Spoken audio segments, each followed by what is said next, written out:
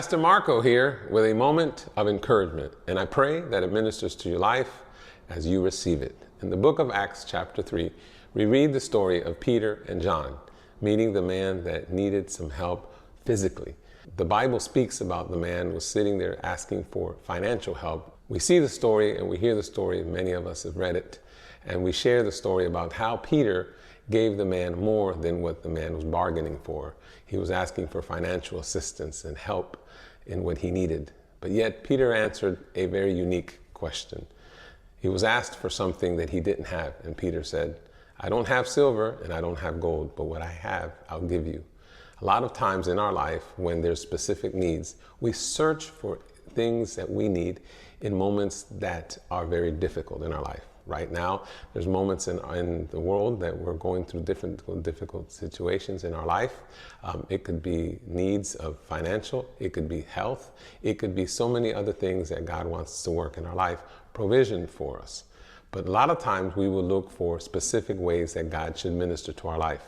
This man was asking for financial help, and God had something bigger for him.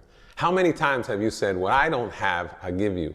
So a lot of times it is not the blessing in having, it's a blessing of knowing where to get it. It was a blessing that Peter discerned that the need was larger than a financial help or a temporary help. A lot of times in our life, we need discernment on certain things. Provision can come, but a relationship with the Lord is a lot deeper.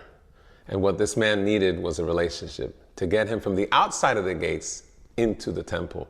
And we see that story that after he had his healing, he was known from the man that was outside the gates, brought him inside. What if Peter had silver and gold? What if Peter had the provision that that man was asking for? The lack of silver and gold in Peter's life to give provision for a man to help him temporarily was not necessary. What was necessary was something that was going to impact his life.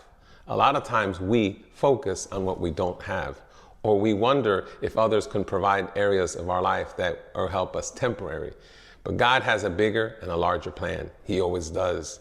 We just have to meet him at the same place, at the same time, every day, meaning consistency. That man for many years was in front of that gate. But one day the Lord came. One day the Lord showed up.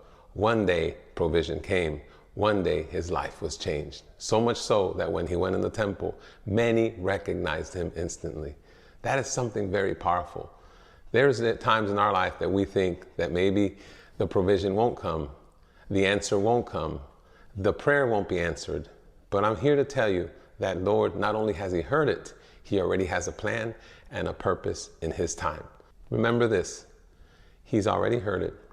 It's on the way. And it's not what you don't have, it's who you have. Martha, she wanted healing for her brother, and Jesus had resurrection. God has a bigger plan. So go, have a great day. God bless.